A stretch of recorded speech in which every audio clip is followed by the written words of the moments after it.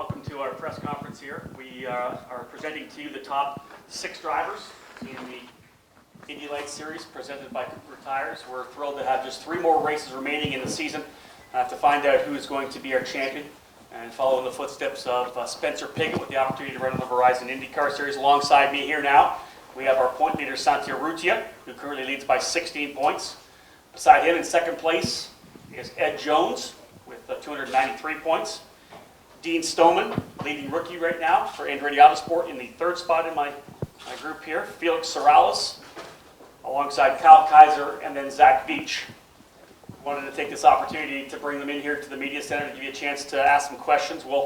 I'll get things kicked off and ask a couple questions myself, then we'll of course open up the floor if you guys have any questions for our top 6. We're very thrilled with these 6 drivers and what they've been able to do this year. The Indy Lights program, I think, has shown just how competitive it is.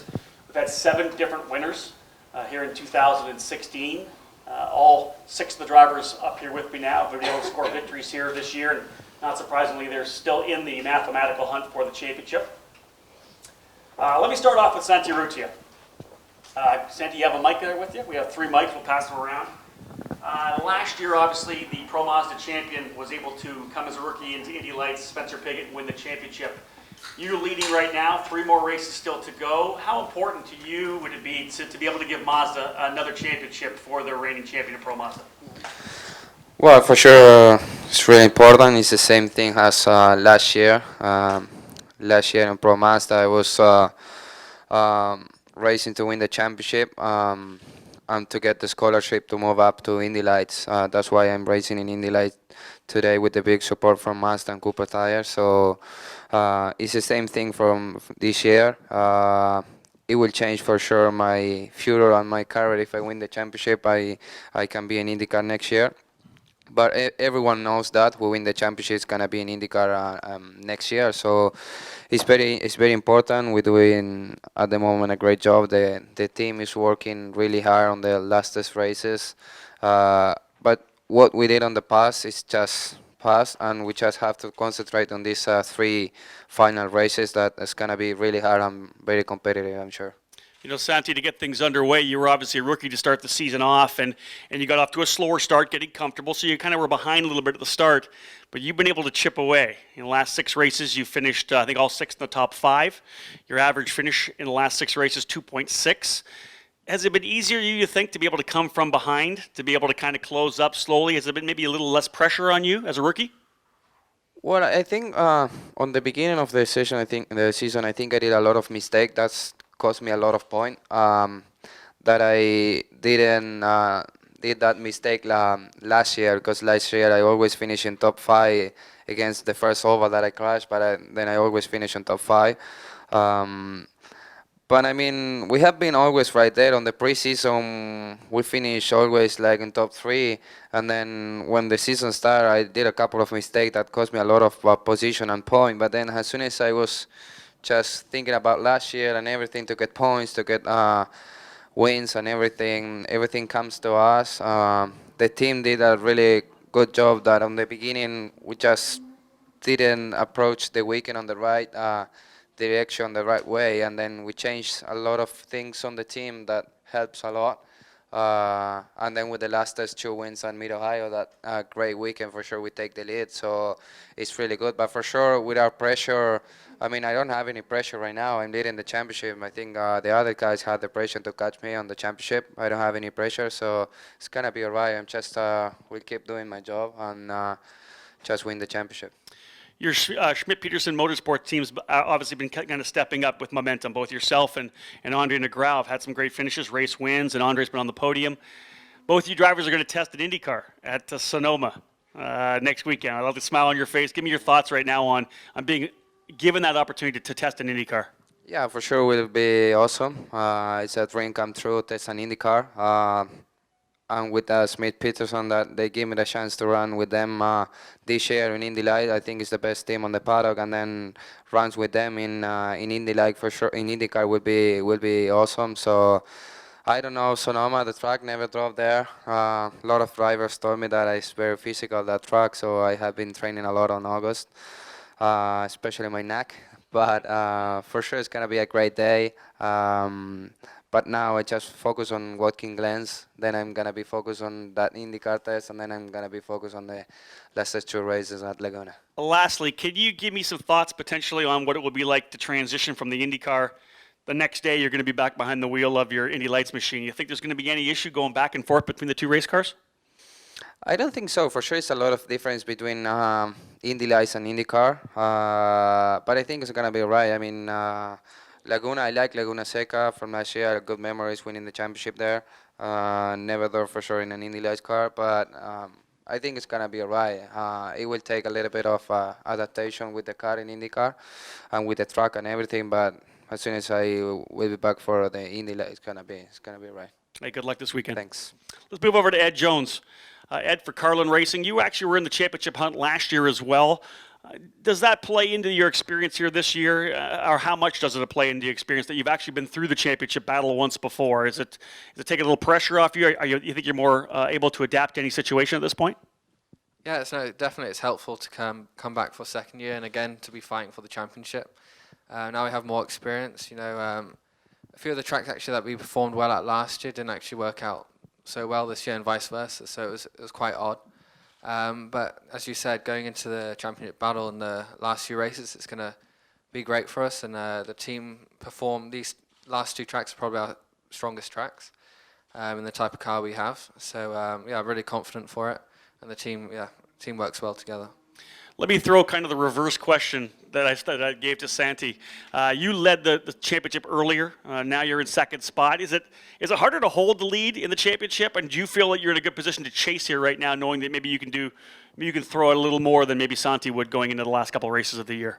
Yeah, it's very different. I led the championship for so long this year, and it seemed like even every time I did something wrong, we still seemed to have a strong lead. So it became a bit weird where it didn't matter what we did, we were leading, and then so it got a bit complacent and maybe a bit too relaxed. So it's nice to be chasing again for once, and yeah, it's always nice to be the chase in the last few races because you can take more risks, and the person leading have to look and take more care when someone's trying to pass them and things like that. So it's always nice to come from behind. Ed, you had a chance to drive here with Bobby Rahal's team in the IndyCar. Tell me a little bit about that experience and how you think that might play into the way the storyline's going to roll out here this weekend. You've got experience here in a very quick race car. Give me your thoughts on that. Yeah, it's great to test the IndyCar around here. But I guess if you're going to test the IndyCar, this is one of the circuits you want to do it at, just because there's so many high-speed corners and you can really extract the downforce out of the car, which is the strong point of an IndyCar. So it's an amazing feeling, and to come back into the Indy Lights, the Indy Lights car felt a lot quicker than I thought it was going to feel, transitioning back. So that was a bit surprising, but like you said, it's good to have the experience in both cars, and it should be a strength for us. Let's move over now to Dean Stoneman. Of course, Dean running for Andretti Autosport, a big win this year for Dean at the Freedom 100. Obviously, Dean, you've overcome a lot in your life through your racing career and through your health as well. Can you just kind of give us a feeling of what would it mean to you to win this championship? Yeah, I think it'd be a great achievement to win the championship after my past 5 or 6 years, what I've been through, and to come back and still be here is a great achievement on its own. But yeah, it's been a challenging year. We've had some ups and downs and some unfortunate issues within the season, which was out of our control. But yeah, we were hopefully fighting for the championship.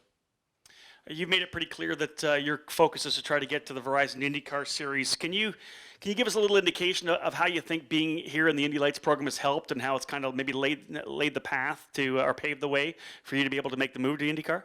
Yeah, I think the Indy Lights Championship is a great championship. Throughout this year has been a learning curve for me. Coming from Europe to America has been a big step, but Cooper Tires and Mazda Road to Indy do a great job, and there's a great prize at the end if you win the championship. Just like Ed, Dean, you were able to get a chance to test here in an IndyCar with Andretti here at Watkins Glen. Can you give me your thoughts on running the IndyCar here? Just I know you've driven a lot of great race cars in your life. What was the experience like to drive the IndyCar here? Yeah, it was a great achievement to get the opportunity to drive Ryan's Indy car was really good. Come here on the day and it was very minimal testing, but to walk away as the leading rookie in the Indy car as well, which was another great achievement and showed the speed that I had. You know, when you and I were in Victory Lane at the Indianapolis Motor Speedway after you won the Freedom, obviously there was some emotion there. It was just to be able to get that big win. It was obviously massive. Now that we're through into the season right now, do you look back at the Freedom with maybe a little different view as compared to what when you first got out of the race car? Yeah, I think like the Freedom 100 was it's like winning a championship on its own. To win that race was amazing. But yeah, it's been one of them seasons, been up and down, but we've done the best job with the tools we've had, and all we can do is just keep trying to win the next 3 races to win the championship. Dean, good luck this weekend. Thanks. Let's move over to Felix Sorales. You know, Felix, one of the disciplines, obviously, that a lot of drivers from Europe deal with, and I kind of include you in the European group because you had to have raced a lot in Europe, even though you're from Puerto Rico. One of the disciplines that people find that's new when they get here is to run on ovals, and it's kind of something new. They have to get used to it.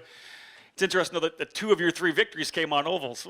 You are very quick. You've won at Milwaukee. You've won at Iowa. What is it about the ovals you think that suits maybe your driving style? I think it's the scariness of it. Yeah, that 3-wide pass at Iowa, we kind of figured that you had some courage. Let's talk more about that. Yeah, it's just the ovals. You know, you got to be comfortable with the car, and you know when you're over the limit or in such a high-speed car and in the ovals, it's just incredible. I think it's just very thrilling for me, and going that quick in such a short oval, it's really unbelievable, really. Do you feel that you've been picking up momentum throughout the season? You know, you've had some really, really good runs, some strong runs, and I think Carlin's been kind of coming together as a team as well throughout the entire year, with a couple new drivers this year. What are your thoughts on the momentum that you've been able to carry through to the end of the season here? I mean, it's been, for me, I think it's been a little bit of up and down. You know, we won the first race at St. Pete, but then after that it was a bit of hard to get back in the podium. You know, it's racing, a lot of things happen, and a lot of things are out of your control. We've had a lot of bad luck in qualifying, but I think lately, you know, I've changed my mind and begun to enjoy it, you know, no matter the result, because you never know if, you know, I'll be racing next year. It's such a expensive sport, so when you're in it, you have to enjoy it, and I think a lot of us sometimes get distracted and frustrated with all the results. So yeah, I mean, Carlin's great team, and I think all of the team is, you know, we all work together really well, and I'm really happy where I am. Let's talk about the race at hand right now. Obviously, the test on Tuesday. Most of the feedback we've got from a lot of these drivers here is the fact that they just love this racetrack, and I know that you're a big fan of it as well. Can you give me your thoughts on Watkins Glen, what you love about it, and maybe just some of the characteristics that really that bring it out as being such a great racetrack? I think, I mean, the one of the most surprising things I've found is how smooth this track is. You know, one of the first comments I did is whoever paved this track needs to go pave the rest of the U.S. tracks. It's unbelievable how smooth it is, but yeah, it's just the amount of camber every corner has, and it's just such a high-speed corners everywhere, and you know, I think it's incredible that we're finally racing here at Watkins Glen, and that IndyCar's back here. I think for sure it's going to be a spectacular race, and we'll see what happens. Felix, thank you so much. Good luck this weekend. Thank you. We move down here to Kyle Kaiser for Juncos Racing. Kyle, a winner this year on the oval at Phoenix. Kyle, your second season here with running with Juncos, second season in the series. Give me your thoughts a little bit on how things were different this year than last year. You and I have spoken a lot about it. You know, you've worked your way up to the Mazda road to Indy, and tell me your different mindset that you had coming in here to year number 2 as opposed to year number 1. Yeah, I think coming into this series as a rookie, you have a lot to learn, and kind of like Santi said in the beginning of the year, you make some mistakes and you fall behind in the points, and sometimes it's hard to learn from those mistakes your first year. So I think coming into my second year, I started off the season really strong, having a different mindset, and then we kind of fell into a slouch in the middle of the season, I think, and we're just trying to get back for these last 3 races and show that we can still finish strong. It's interesting if you look back at the last couple seasons, you were involved in a championship chase, a championship winning season with your teammate Spencer Pigot. Of course, you won in Pro Mazda, he won the Pro Mazda championship, and then he obviously won Indy Lights. You were a race winner in Pro Mazda near the end of the season. Very similar to what we see with our rookies, right? They get going, they get good, and at the very end of the season, they get aggressive, and that's when you were able to win. You were able to win early in your second season in Indy Lights. Did you learn a lot being part of that kind of team championship push with Juncos Racing, essentially being the one guy 1 year behind Spencer coming up through the ranks? Yeah, absolutely. I think Spencer always had a little bit more experience than me, so I got to see firsthand somebody a step ahead of me from where I'm at on my track to getting to the top level. So I got to see him do it, and I think that's definitely helped and translated into my driving. And obviously Spencer was in the entire Mazda road, Indy, a little more experience than you. Now you find yourself as kind of the team leader with Zach Clayman DeMello, a rookie who never even ran anything in the road to Indy. So a much more raw rookie as a teammate than Spencer had in you. How's that challenge been for you? Give me your thoughts on that. It's definitely a different dynamic, taking the team lead, but I feel like in certain situations he's been very helpful as well, and we both work well together. So, you know, it's a different dynamic, but he has data that we can both use and make ourselves better at any track. Kyle, good luck this weekend. Thank you. Kyle, folks, 49 points out, and the final driver still in the championship hunt is Zach Veach. Zach, let's talk a little bit about the fact that you got back in the car this season. You had a couple of years of Indy Lights racing. You focused on trying to get to the Verizon IndyCar Series and took the entire season off in 2015. First of all, tell me your thoughts about what it was like to sit on the sidelines and watching these guys run this brand new race car last year. It was painful. I mean, I think any driver will touch on it that, when you kind of dedicate yourself to this and this is what you love, and when you don't have the opportunity to do it anymore, it's definitely very heartbreaking. But, as Felix says, it's just you got to really think about appreciating it, as it goes, because a lot of us, we don't know. I mean, maybe this is going to be the last 3 races that we get to go if something doesn't happen. So I think you just got to take it each race at a time. And I feel sitting that year out, though, was more of a, hurtful as far as just performance than anything, because, as I come back into this season, I feel that I've made some just inconsistency mistakes, and that just comes from taking time off and getting thrown back into a championship hunt and, trying to go out there and push as hard as you can every weekend. It is no doubt tough. Now, we say sit out, but you kind of didn't totally sit out. You were driving this 2-seater, and you were also with IndyCar Radio for quite a few times as a driver analyst. I think that maybe while you weren't working on your actual in-track racecraft, you were able to still work on a lot of things that pertain to becoming a Verizon IndyCar Series driver, networking through maybe the 2-seater, and really working with the media side and the talking side as part of the IndyCar Radio program. Do you believe that maybe you were able to get still a lot of great positives out of last year? Oh, most definitely. I mean, I think there's a positive side to any outcome that you're in any situation that you have to go through. So I think we found the best way to go through it. Working with the IndyCar Radio was probably one of the best things I've ever done as far as just getting my name out there, meeting the right people, like you said, making the connections and putting something together forward. And, I'm excited to say that I'll be helping out doing the IndyCar broadcasting for the race here on Sunday. So it's just one of those things that's nice to have in your back pocket. And honestly, I started doing that because that was a way to fund me to be at the racetrack, and that's what kept me around Bilardi, and that's what got me my ride this year. So I think with that kind of lesson that I learned, you just always have to make yourself present. Well, speaking of connections, and of course being in the Verizon IndyCar Series paddock, there's a connection now with Ed Carpenter Racing as well. Just like Santi and Andre, who will be driving for Schmidt-Peterson Motorsports at Sonoma on Thursday, you're going to get a chance finally to get behind the wheel of an IndyCar as well with Ed Carpenter Racing. Give me your thoughts on finally having that happen. I know you worked so hard to try to get in the program last year. You weren't able to do it, but now you're going to finally get a chance to drive an IndyCar.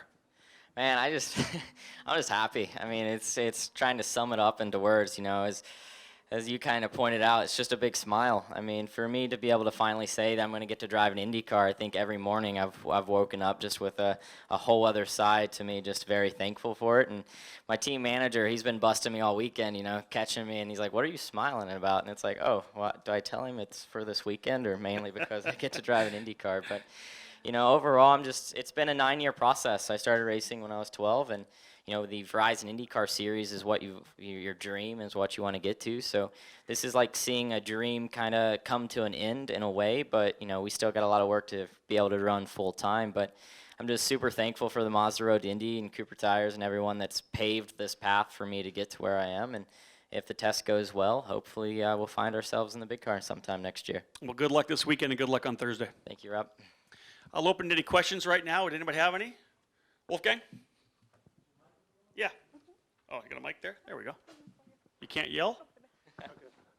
Question to Santiago. I think during the days of Gonzalo Rodriguez, who was both successful in Europe and in America until this fatal accident in Laguna Seca, you're the next driver from Uruguay who can make it to the top either here in America or maybe in Europe. How is the support in your country? And is there also a possibility that European companies can back you up for IndyCar next year? Or is there any contact already to companies from Uruguay become a sponsor?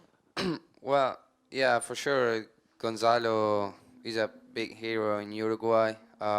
Everyone loves him. I mean, he's my hero. Last year, I won the championship on the same day as he died on '99 on the same track and everything. And I'm gonna get the chance again this year on 11 September to win the championship again, and it's on the same day. So for sure, a lot of things coming there. I have a lot of support from Uruguay for sure. From the people first, I have a lot of support, but also I have a lot of sponsors from Uruguay that really helped me for sure to race here in America. And when I was racing in Europe, without them, would have been possible to race in Indy Light. And for sure, Mazda and Coupe is my principal sponsor here from United States that really give me the chance to be in Indy Lights. But I don't know what's gonna happen if I win the championship after. But for sure, if I have the support right now, I'm pretty sure that I'm gonna have the support for next year to make it to the Verizon IndyCar Series. Any additional questions, Tony?